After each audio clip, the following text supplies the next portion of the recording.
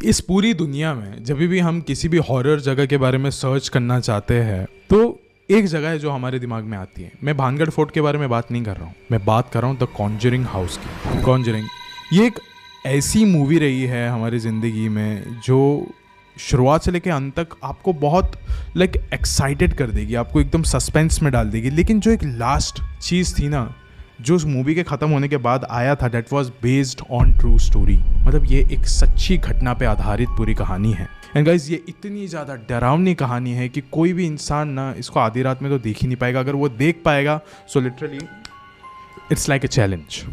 And जब मैंने भी इसके बारे में और सर्च किया था कि कॉन्जरिंग यूनिवर्स में बहुत सारी चीज़ें, कॉन्जरिंग यूनिवर्स में एनाबेल डॉल के बारे में बताया जाता था, नन के बारे में बताया जाता है, बहुत सारी चीज़ें। लेकिन जब मैंने इसके बारे में सर्च किया तो ये सब का कोई भी नाता नहीं था from the Conjuring part 1। And guys Conjuring part 1 में जितनी बातें बताई गई थी सिर्फ उतनी बात नहीं थी, और भी ज़्यादा बातें थी जो कभी भी जनता के सामने लाए नहीं गए। लोगों को ऐसा लगता था कि मूवी में इसको दिखाया जाएगा तो और भी इंसान डर सकता है। लेकिन यहाँ पे मैं वो सारी बातें आपको बताना चाहता हूँ कि कैसे पैरेंट फैमिली उस घर में सालों साल तक रही है। ऐसा नहीं था कि बस कुछ दिनों के लिए रही है और वहाँ से निकल गई, जैसे कि असलियत में मूवी में बताया गया है। काफ़ी सालों तक रही थी वो वहाँ पे। उनको पता था कि उस घर में क्या हो रहा है, हर एक चीज़। उनका जो स्ट्रगल था, उनका जो खौफ था, वो आज इस वीडियो में मैं उतारने की कोशिश करूंगा। लेकिन ये वीडियो शुरू करने से पहले ऐसे ही और horror, mysterious and historical videos देखने के लिए प्लीज़ सब्सक्राइब कर दीजिए मेरे इस चैनल को। एंड गाइज प्लीज़ कर दीजिए सब्सक्राइब, क्योंकि हम लोग 1 मिलियन सब्सक्राइबर के बहुत ही ज़्यादा नज़दीक है। एंड गाइज आज इस वीडियो में मैं चाहता हूँ कि आप लोग प्लीज़ लाइक का बटन भी दबाइए एंड प्लीज़ कमेंट में भी बताइए कि आपको ये वाला वीडियो कैसा लगा, या फिर आप क्या सोचते हो इस कॉन्जरिंग यूनिवर्स के बारे में। अब ये कहानी शुरू होती है। 1971 में United states of America Rhode Island में एक फार्म हाउस था जहाँ पे रॉजर एंड कैरोलिन पेरेन ने एक घर लिया था। वो वहाँ पे अकेले रहने नहीं आए थे, वो वहाँ पे रहने आए थे अपनी 5 बेटियों के साथ, जिनका नाम था एंड्रिया, नैन्सी, क्रिस्टीन, सिंडी और अप्रैल। ये एक कंप्लीट फैमिली थी। मतलब ये जो पेरेंट फैमिली थी ये अपने आप में ही काफ़ी खुशी रहना चाहती थी, काफ़ी खुश मिजाज के लोग थे ये लोग। कभी भी ऐसा नहीं था कि इनको कोई भी किसी भी किस्म का उनको कोई भी तकलीफ था। They were really a very good family.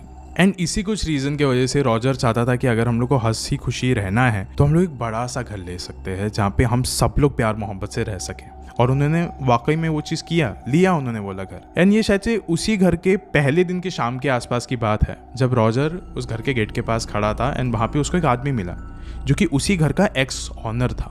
उस इंसान ने कहा कि ये घर आई होप आप लोग को काफ़ी ज़्यादा अच्छा लगे, लेकिन बस भाई साहब एक बात बोलनी है आपको, सब कुछ अच्छा है घर में, बस कभी भी सोने से पहले यहाँ पे लाइट्स मत ऑफ करना। फिर रॉजर ने कहा ये क्या बकवास कर रहे हो आप, सोने से पहले एक इंसान अगर लाइट नहीं ऑफ करेगा तो वो सो कैसे पाएगा। फिर उसके बाद उसने कहा वो सब मुझे नहीं पता, इसका असली कारण क्या है वो तो मुझे नहीं पता, लेकिन आप फिर कभी सो नहीं पाओगे। अगर आपने लाइट्स ऑफ करी तो आप सो नहीं पाओगे, और बात बस इतनी है कि बस लाइट्स ऑफ नहीं करना। इतनी अजीब बात सुनने के बाद रॉजर ने बट ऑब्वियस उसको इग्नोर किया। उसको लगा कि शायद से नशे में होगा या फिर मजाक कर रहा होगा। अभी सब लोग अपने अपने कमरे में गए और उन्होंने अपनी अपनी लाइट्स ऑफ कर दी और सब लोग जाके सो गए। सब चीज़ एकदम नॉर्मल था, रात में किसी को कोई तकलीफ नहीं हुई। अभी सुबह सुबह हो गई एंड अभी एकदम सुबह सुबह सब लोग डाइनिंग टेबल पे आके बैठे एंड जो घर की सबसे बड़ी बेटी थी एंड्रिया, वो आई और उसने कहा कि पता नहीं क्या हुआ रात को, जब मैंने लाइट्स ऑफ करी, मैं सो रही थी, मैं थोड़ी ऐसे ही इधर उधर करवटें ले रही थी, तब कोई तो आया मेरे कमरे में। जो चादर थी मैंने अच्छे से नहीं ले रखी थी, वो लेकर उसने मेरे ऊपर अच्छे से ओढ़ा और ऐसा लगा वो आके मुझे सुलाया किसी ने तो। लेकिन मम्मी पापा वो आप दोनों में से कोई भी नहीं थे, कोई तो आया था जिसने ये सारी चीज़ें करी है। फिर डाइनिंग टेबल में जितने लोग बैठे हुए थे सबने कहा ये तो हमारे साथ भी हुआ है। सारी लड़कियों ने यही बात कही कि हमारे साथ भी एग्जैक्टली यही चीज़ हुई है कि कोई आया हमारे कमरे में आके हमको सुला के चला गया। कौन हो सकता है? अब जो यहाँ पे रॉजर था उसको लगा कि अभी नया नया घर है, इसके लिए लड़कियाँ सब एकदम छोटी छोटी है, उन लोग को बस ऐसा महसूस हो रहा है। बल्कि घर का दरवाज़ा तो हमेशा बंद रहता है, जो आप बाहर वाला गेट है वो भी बंद रहता है, तो अंदर आएगा कौन? कोई भी ट्रेसपास तो नहीं कर सकता, और बिना दस्तक दिए तो कोई भी नहीं आ सकता। जो रॉजर था वो पेशे से एक ट्रक ड्राइवर था, तो आम दिनों में वो अपने घर से बाहर ही रहा करता था, बस वीकेंड्स में घर पे रहता था। जब पूरे साल भर ये वाला सिलसिला चलता रहा ना, तब थोड़ा सा बच्चों की माँ को ये चीज़ चुभने लग गई थी कि ये बात तो कुछ तो अलग है। क्योंकि जो एंड्रिया थी उसको पक्का यकीन हो गया था इस बात पर कि ये कोई ना कोई स्पिरिट ही है, भटकती हुई आत्मा ही है। जो सुबह नहीं दिखती सिर्फ रात में दिखती है। अब आता है दूसरा साल। चीजें अभी और भी ज्यादा बिगड़ने लग गई थी। जो भी अभी चीज उस घर में थी, अब उसने बच्चों को भी सुलाना छोड़ दिया था। अब उसकी जो मेन टारगेट थी वो थी कैरोलिन, उनकी माँ। बच्चों को ये बात बहुत अच्छे से पता थी कि हमारे घर पे कोई तो ऐसी चीज़ भटक रही है, लेकिन अभी कुछ दिनों से गायब है। लेकिन कुछ दिनों से वो जो कैरोलिन थी वो अपने बच्चों के साथ आके सो रही थी, क्योंकि अभी उसका असली टारगेट कैरोलिन बन चुकी थी। कैरोलिन को भी अभी धीरे धीरे करके चीज़ें थोड़ी अलग सी लग रही थी। कभी भी अचानक से आधी रात में उनका जो बिस्तर है पूरी तरीके से हिलने लग जाता था। कोई कभी भी आके उनका जो कंबल है वो खींचने की कोशिश करने लग जाता था। ये सारी ही बातें जब कैरोलिन ने रॉजर को बताने की कोशिश करी तो उसका कभी भी कोई फायदा नहीं होता था। वो ट्रक ड्राइविंग करके इतना ज़्यादा थक जाता था कि आधी रात को लेट आता था और उसका फर्क भी नहीं पड़ रहा था इनको चीज़ों से। अभी कुछ एक बार की बात है जब कैरोलिन अपने कमरे में सो रही थी एंड जैसी वो सुबह सुबह उठी, उसको ऐसा लगा कि उसके गर्दन पे कुछ निशान है, उसके हाथ पे कुछ निशान है जो कि वाकई में दिख रहे थे, नज़र आ रहे थे वो सारी चीज़ें। उसको ऐसा लग रहा था कि जब मैं सो रही थी तो फिर मेरे बदन के अंदर कोई तो बहुत बड़ी बड़ी सुइयाँ घुसा रहा है, नीडल्स घुसा रहा है अंदर, जोर जोर का चुभ रहा है मुझे वो सारी चीज़ें। जब वो ये सारी ही चीज़ें बताने के लिए रॉजर के कमरे में जा रही थी जहाँ पे वो बैठा था, उसी वक्त उसने देख लिया कि दरवाजे के पीछे एक तो साया खड़ा है और वो कैरोलिन को चुप रहने का इशारा भी कर रहा है। यहाँ पे कैरोलिन ना रॉजर को कुछ कह पा रही थी, ना वो किसी भी चीज़ को झेल पा रही थी, क्योंकि हर सुबह सुबह वो एक नए घाव के साथ उठती थी। जब भी वो अपने बच्चों को इसके बारे में बताना चाहती थी तो बच्चे कहते थे नहीं नहीं ये जो भी है ये बहुत अच्छा है, हमको रोज सुलाने के लिए भी आता था ये पिछले साल, ये जो भी चीज़ है बहुत ज़्यादा अच्छी, इट्स अ गुड स्पिरिट, हमको कभी भी ये चोट नहीं पहुंचाता, आपको क्यों पहुंचाता है, हम ये मान ही नहीं सकते। मतलब ऐसा हो रहा था कि यहाँ पे ना रॉजर कैरोलिन का साथ दे रहा था ना बच्चे साथ दे रहे थे। तो कैरोलिन बहुत ही ज़्यादा एकदम परेशान हो चुकी थी ये सारी ही चीज़ों की वजह से। अब ये एक वक्त की बात है जब कैरोलिन किचन में काम कर रही थी एंड उसके पीछे से उसको ऐसा लग रहा था कि एक सड़ा हुआ मांस है ना, उसकी स्मेल आ रही है, उसकी बदबू आ रही है एंड वो ना धीरे धीरे करके उसके करीब आ रही है। जैसे वो पीछे पलटी, पीछे तो कुछ था नहीं ऐसा आसपास। उसने ढूंढा, बाहर गार्डन में जाके देखी, गार्डन में भी कुछ भी नहीं था। उसने देखा कि अब ये स्मेल आ कहाँ से रही है। फिर उसको पता चला ये ऊपर के माले से आ रही है, ये वाली जो बदबू है। वो गई ऊपर एंड उसकी जो एक बच्ची थी ये उसके कमरे से आ रही थी ये वाली बदबू। वहाँ पे एक कार्डबोर्ड का बॉक्स रखा हुआ था बहुत बड़ा,